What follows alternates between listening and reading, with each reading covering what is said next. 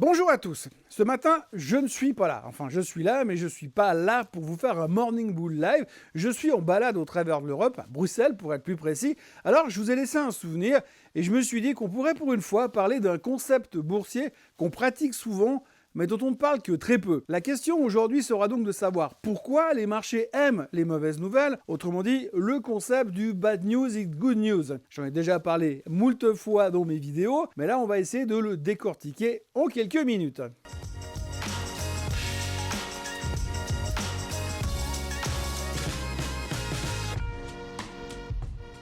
Inflation qui grimpe, récession annoncée ou supposée, chiffres moins bien que prévu, attentes déçues, taux qui ne baissent pas assez vite, et même des fois la météo qui est contre nous. Et pourtant, malgré tout ça, eh bien la bourse, elle monte. Mais pourquoi est-ce qu'elle monte? Pourquoi est-ce que les marchés semblent adorer ces mauvaises nouvelles? Eh bien aujourd'hui, on décortique ce paradoxe qui rend fou.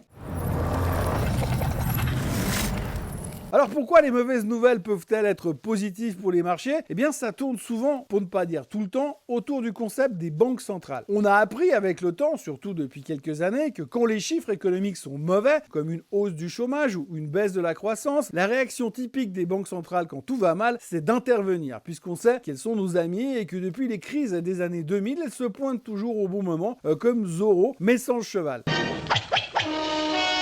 Des fois, on appelle même ça le put des banques centrales, puisqu'on sait que de toute façon, dès que ça baisse beaucoup, elles vont intervenir. Du coup, on a commencé à comprendre le principe. Et dès que ça va mal, elles baissent les taux ou elles injectent de l'argent dans l'économie. Et devinez quoi? Eh ben oui, les marchés adorent ça et donc ça remonte. Du coup, on en est presque à se dire j'espère que les chiffres seront tout pourris parce qu'au moins les banques centrales vont intervenir et ça sera plus clair que si on compte sur l'économie et ces andouilles de consommateurs qui n'y comprennent rien pour relancer l'économie. Ah non mais attends. Mais je suis aussi un consommateur, moi. Alors, si vous voulez un exemple, par exemple, en 2020, pendant la pandémie, les économies étaient à l'arrêt, on était tous en train de chasser le rouleau de PQ et la boîte de thon au supermarché. On pensait qu'on ne ressortirait jamais et on a tous pensé sincèrement à acheter un chien juste pour avoir le droit ou une excuse pour aller se balader dehors. Et pourtant, la bourse a explosé. Mais souvenez-vous de ce qui s'est passé, cette espèce de V-shape recovery. Pourquoi? Eh bien parce que les banques centrales ont réagi en injectant des milliers de milliards de dollars. Aux États-Unis, ça a même été carrément jusqu'à virer du cash sur les comptes des citoyens. Moralité, les marchés ne réagissent pas aux nouvelles elles-mêmes, mais à leur impact sur les politiques économiques. Ou non, plutôt, les marchés ne réagissent plus aux nouvelles elles-mêmes, nous sommes devenus des anticipateurs, des visionnaires, et avec l'intelligence artificielle, je peux vous dire que ça risque bien d'être pire dans quelques années. Autre exemple, prenez les annonces de hausse du chômage. Sur le papier, c'est catastrophique. Les chiffres sont pourris, il y a de plus en plus de gens qui sont au chômage, les vagues de licenciements n'arrêtent pas, et il y a des gens qui ont 2 voire 3 boulots pour survivre. Ça, c'est surtout aux États-Unis, mais comme c'est les chiffres principaux qu'on regarde, on le sait, on en a déjà parlé, c'est mauvais. Mais encore une fois, pour nous, les investisseurs, ça peut juste signifier que la Banque centrale pourrait retarder une hausse des taux, voire mieux, les baisser. Et c'est tout ce qui compte. Vous l'avez remarqué ces derniers temps, c'est tout ce qui compte. Regardez ce qui s'est passé l'an dernier. L'inflation refuse de baisser plus bas, les chiffres de l'emploi sont pourris, 4 fois sur 5 corrigés à la baisse, sans cesse, et pourtant, j'ai pas besoin de vous dire ce que les marchés ont fait l'an dernier. Depuis le pivot de la Fed, on ne se voit plus les mains et on a les larmes aux yeux tellement ça monte vite. Alors, qu'est-ce que ça veut dire pour nous? Qu'est-ce que ça veut dire pour vous, investisseurs individuels? C'est là que ça devient un tout petit peu plus compliqué. Parce qu'on rentre dans une espèce de psychologie de marché. Et comme je le dis toujours, si j'avais su, j'aurais fait psycho plutôt que trading parce que c'est quand même vachement plus utile. Généralement, la plupart des gens ont une réaction émotionnelle aux mauvaises nouvelles. Ils paniquent, ils ont peur et ils pensent immédiatement qu'on va tous mourir dans d'atroces souffrances. Alors, réaction logique, ils vendent. Sell! I want you to get out there and sell! Et c'est exactement là que ceux qui pensent banque centrale et soutien indéfectible de la Fed ou de la BCE entrent en scène et achètent. Prenons un exemple. Souvenez-vous, à l'époque de la crise des subprimes, beaucoup de clients ont vendu leurs actions en pleine panique. Les médias ont en rajouté des tonnes et des tonnes et on a très rapidement cru que l'économie allait s'effondrer, voire même pire. À l'époque, on n'osait même plus dire qu'on était banquier et limite, c'était plus glamour d'inventer n'importe quelle autre profession que banquier au risque de se faire jeter des pierres dans la rue. Et des fois des trucs même bien plus lourds que des pierres. Et pendant ce temps, ceux qui ont cru en Saint Bernanke,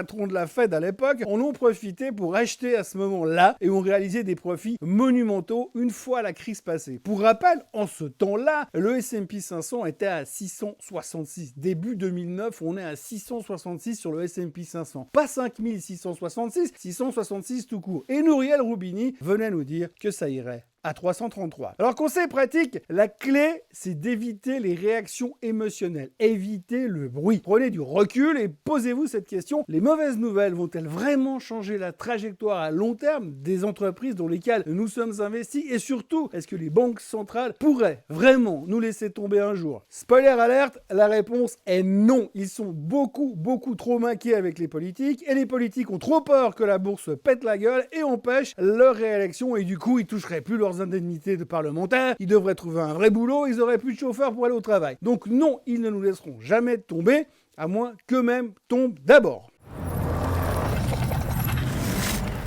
Cependant, attention, il y a des limites à ce paradoxe. Quand les mauvaises nouvelles deviennent trop mauvaises, même les banques centrales ne peuvent pas sauver la mise. Exemple, la crise de 2008, encore, là on était face à une peur systémique qui pendant un moment a fait chuter les marchés à une vitesse hallucinante. Moralité, tout est une question de degré. En 2008, les banques centrales n'ont pas pu réagir assez vite parce qu'ils ne comprenaient pas ce qui se passait et ils ont dû trouver une solution qui a pris un peu plus de temps. Mais une fois qu'ils eurent trouvé, tout est rentré dans l'ordre et tout est remonté parce qu'ils sont venus massivement soutenir le marché comme il fallait le faire, comme Bernanke avait trouvé la solution miracle.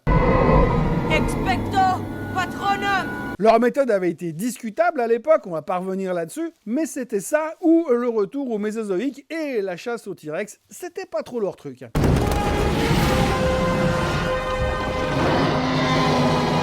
En gros, pour que ça se pète vraiment bien la figure, il faut un choc exogène violent et imprévu qui ne laisse pas le temps aux banques centrales de réagir et qui nous laisse le temps à nous, de nous motiver entre nous comme quoi cette fois, On va tous mourir. on a besoin d'un choc qui nous prend par surprise et qu'on n'a pas vu venir. Les nouvelles doivent être si mauvaises qu'elles détruiraient immédiatement la confiance des investisseurs dans le système tout entier et c'est exactement ce qui s'est passé en 2008. C'est exactement ce qui s'est passé. Mais dans un monde normal, en supposant que celui dans lequel nous vivons soit un monde normal, lorsque les nouvelles sont mauvaises, on a tendance à croire que les banques centrales et les gouvernements vont nous sauver les fesses. Donc ça remonte, parce qu'à la fin, comme d'habitude, c'est les Bulls qui gagnent. Jordan, open, Chicago with the lead!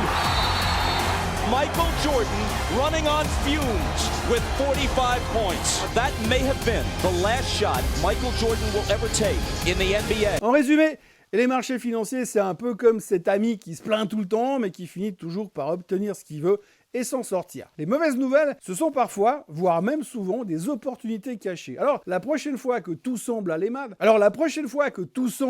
mal, demandez-vous plutôt, n'est-ce pas peut-être finalement le moment d'acheter, plutôt que de réserver une concession au cimetière en disant « on ne me reprendra plus jamais à faire de la bourse ». Et puis d'ailleurs, regardez tout simplement la performance du Dow Jones sur 130 ans.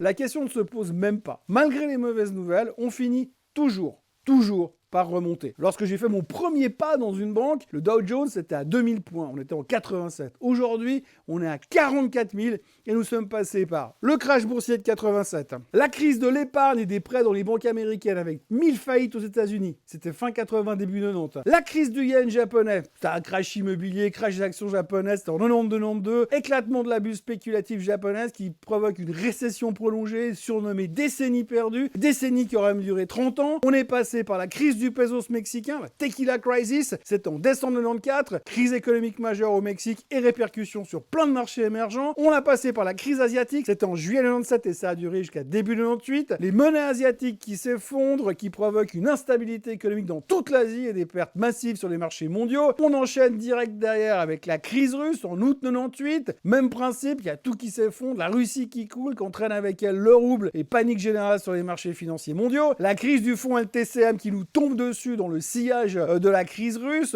c'est le fonds spéculatif qui s'effondre, et puis on couronne tout ça avec mars 2000 jusqu'en mars 2002, effondrement, éclatement, explosion de la bulle internet, vous connaissez l'histoire, les actions techno explosent, chute massive du Nasdaq, effondrement du S&P 500, derrière il y a Enron qui part en vrille également, et plusieurs entreprises qui partent en sucette parce qu'on remet en question les modes de comptabilité, derrière on enchaîne avec la crise des subprimes 2007-2009, avec le pic en septembre 2009, 2008 et l'effondrement de Lehman Brothers. À peine remis de tout ça, on se tape la crise de la dette souveraine européenne, c'est 2010-2012, la dette de la Grèce qui explose, la dette de l'Espagne qui explose, la dette de l'Italie qui explose, Draghi qui vient sauver tout le monde après avoir mis tout le monde dans la merde déjà à l'époque. Derrière, on s'en sort, mais on se fait la crise chinoise sur les marchés boursiers, effondrement du marché chinois qui commence en juin 2015 et qui se termine en début 2016. Là encore, les marchés émergents qu'en prennent pour leur grade, sans compter les matières premières. Et puis alors, dans la foulée, crise des marchés émergents, c'était en 2018. La hausse des taux américains et le renforcement du dollar provoquent une crise dans plusieurs marchés émergents, comme la Turquie ou encore l'Argentine. Et puis, on ressort la tête de l'eau et bam, crash du Covid, mars 2020. Et on couronne tout ça avec une bonne petite crise des crypto-monnaies et la faillite de FTX en 2022. Et là encore, au milieu de tout ça, je vous épargne les guerres et les attentats, 11 septembre, attentat de Madrid, attentat de Londres, etc. etc. Mais ce qu'il faut retenir, c'est qu'à la fin, encore une fois, et c'est peut-être le mot de la fin, c'est les Bulls qui gagnent. Voilà, j'espère que vous avez aimé cette vidéo un peu différente de ce que je fais d'habitude, mais comme à l'heure où je vous parle, je suis dans l'avion, je ne voulais quand même pas vous laisser orphelin. Alors d'ici là, n'oubliez pas de vous abonner à la chaîne Swissquote en français, de liker, de partager, de commenter. Moi, je vais faire le guignol à la télé ce soir et je vous retrouve dimanche pour un nouveau Swiss Bliss et ensuite lundi, bien sûr, avec le Morning Bull live comme d'habitude. Soyez forts, restez positifs et puis surtout soyez en forme parce que la semaine prochaine, il y a des résultats, ça va faire mal. Profitez bien, à bientôt. Bye bye.